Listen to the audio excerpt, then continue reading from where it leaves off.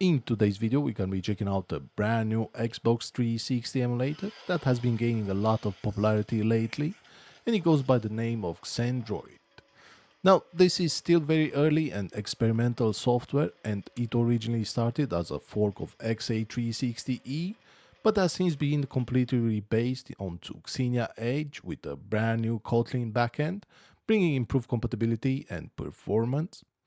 At the moment, it's really designed for higher end devices, and if you're running something like a Snapdragon 8 Gen 2 or Snapdragon 8 Gen 3, you should already get some promising results. But for the best possible experience, a Snapdragon 8 Elite is definitely the way to go. For this video, I'll be using my Odin 2 Portal base model, and this handheld features a beautiful 7-inch 120Hz OLED display powered by the Snapdragon 8 Gen 2, paired with 8 gigs of RAM and 128 gigs of internal storage. It's already one of my favorite Android handhelds for emulation, so it's the perfect device to put this new emulator to test.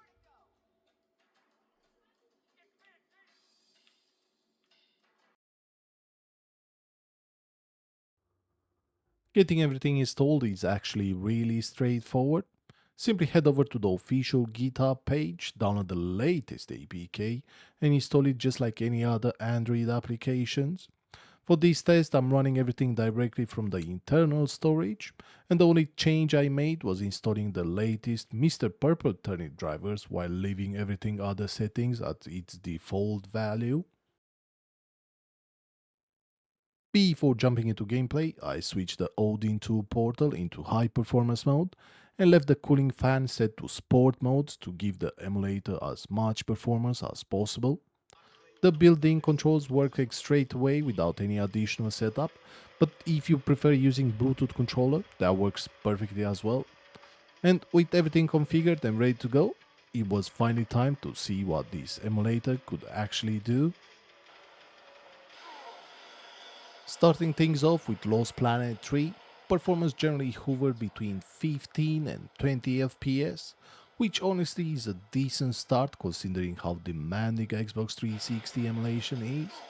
Gameplay was surprisingly stable during the opening sections, although graphical glitches started appearing as I progressed further into the game. Audio also wasn't completely synchronized, and eventually the emulator crashed while loading the next section. Even so, this is a pretty encouraging result for such early software.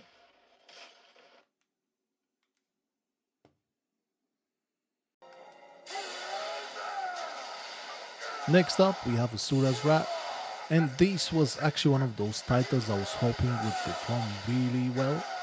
During gameplay, I was seeing around 25 FPS with occasional drops, and visually it looks surprisingly good considering how demanding this game is. Unfortunately, stability is still an issue, and the emulator consistently crashed shortly after the opening sequence. It definitely feels like this title is close, but it still needs a bit more work before it's fully playable. Fear not, brave.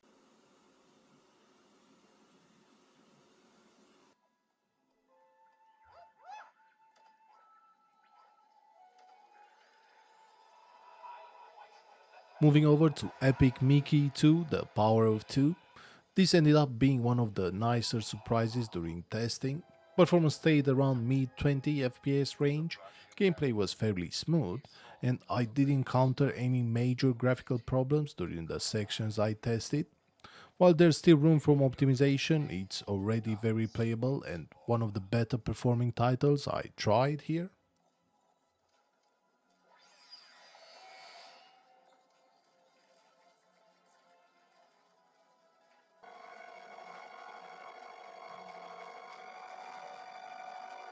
I also spent some time testing Dead Space. Now, this one did have a few audio issues during gameplay, but overall it was much more playable than I expected here.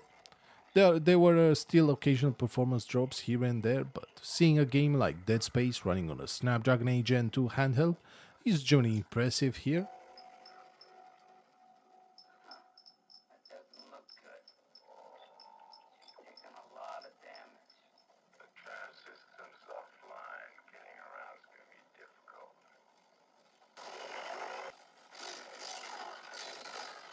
I also tested Dante's Inferno, which showed very similar results.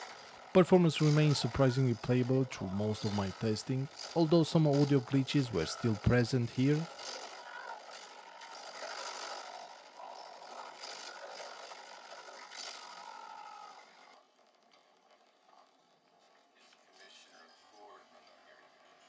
Of course, not every game is going to be perfect. Batman Arkham Asylum booted and was technically playable, although character models appear partially transparent through gameplay. Unfortunately, before I even reached the first combat encounter, the emulator crashed here.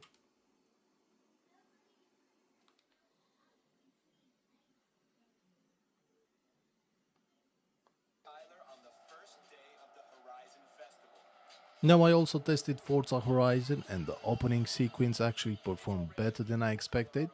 But once gameplay progressed further, severe rendering issues appeared, making it extremely difficult to see the road.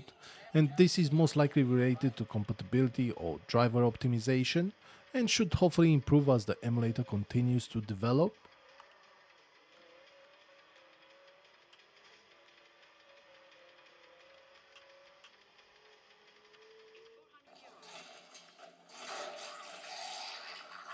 Finally, I tested Gears of War.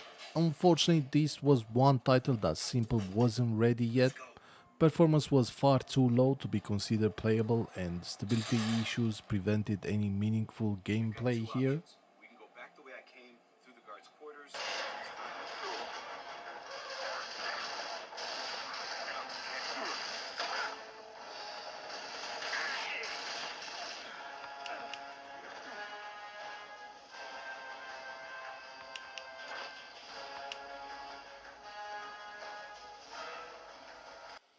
So yeah, this is XenDroid.